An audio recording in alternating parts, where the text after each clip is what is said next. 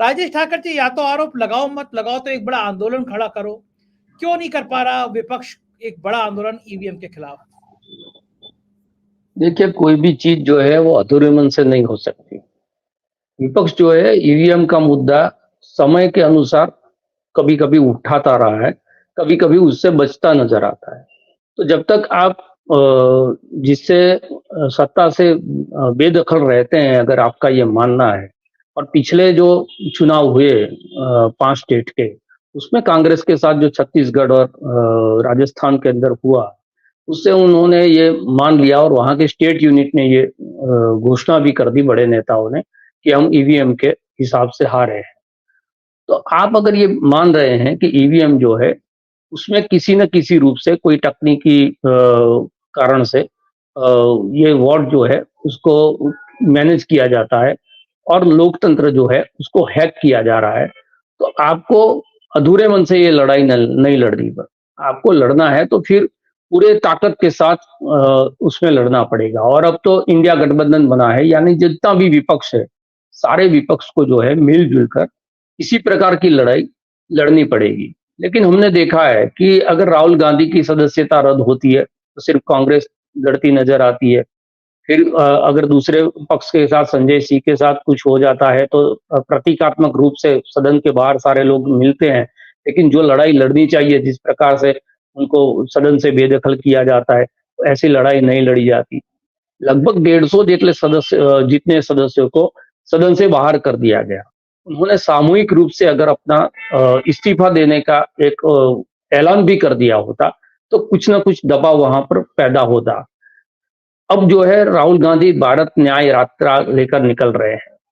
अगर अभी भी विपक्ष के पास ये मौका है और कांग्रेस जो सबसे बड़ा दल है वो इस मुद्दे को अगर गंभीरता से लेता है, तो भारत न्याय यात्रा के साथ ये ईवीएम को मुद्दे को पूरे देश के अंदर उठाने का उनके पास मौका है।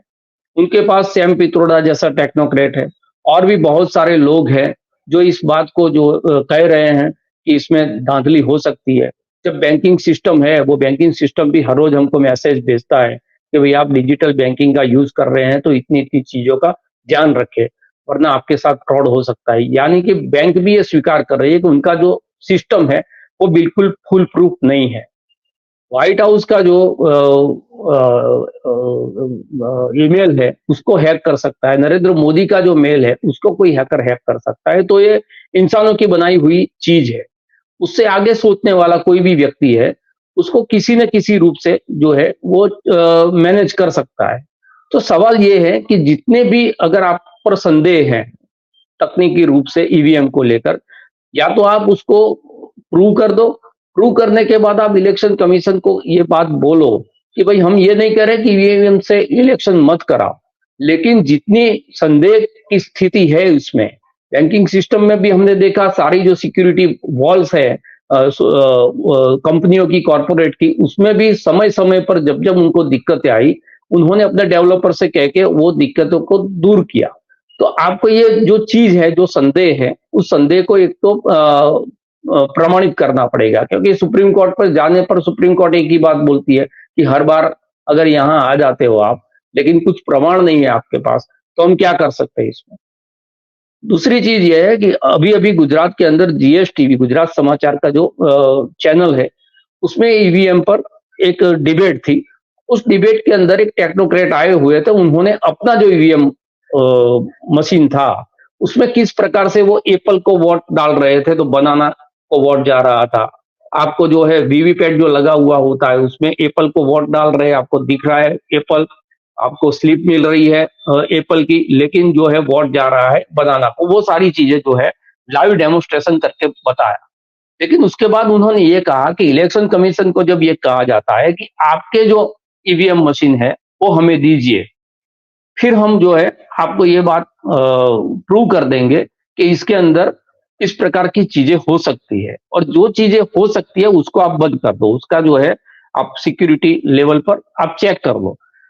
लेकिन ये सारी चीजें चर्चा के लिए रह जाती है, डिबेट हो जाती है। हर चुनाव खत्म होने के बाद थोड़े दिन के लिए डिबेट रहती है, चुनाव खत्म हो जाते फिर जो है लोग उस मुद्दे को भूल जाते हैं। आम आदमी पार्टी ने सबसे पहले इस मुद्दे को उठाया था, फिर आम आदमी पार्टी भी धीरे धीरे उस मुद्दे को जो है समय समय पर बोलती है, कभी नहीं बोलती है। लेकिन मुखरता के साथ अगर आप सही रूप में ये मान रहे हैं,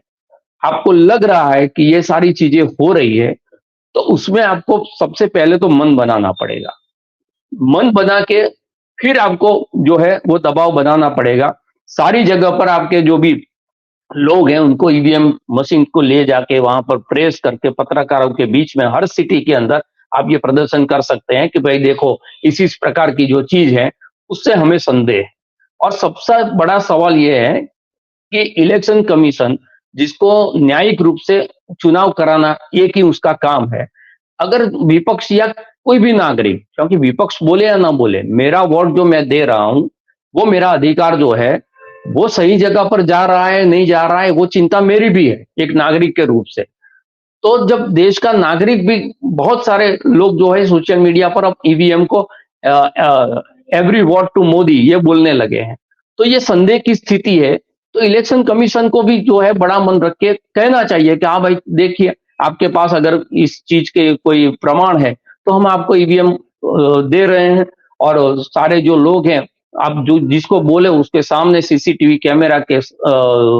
बीच में आप ये चीज करके बता दो कि भी किस प्रकार से इसको मैनेज किया जा सकता है, तो हम उस चीज को दुरुस्त कर देंगे जिस प्रकार से वीवीपैट लगाया गया उसमें। लेकिन चुनाव आयोग जो है वो सरकार के पक्ष की तरह सुप्रीम कोर्ट में जाकर ये कह देता है कि नहीं भाई हमने तो ये सब चेक कर लिया है। अरे भाई आपने चेक कर लिया है, लेकिन जो लोग वोट कर रहे हैं या जिसको वोट पड़ रहा है वो अगर कोई संदेह जता रहे हैं तो उस संदेह को दूर करना वो उनकी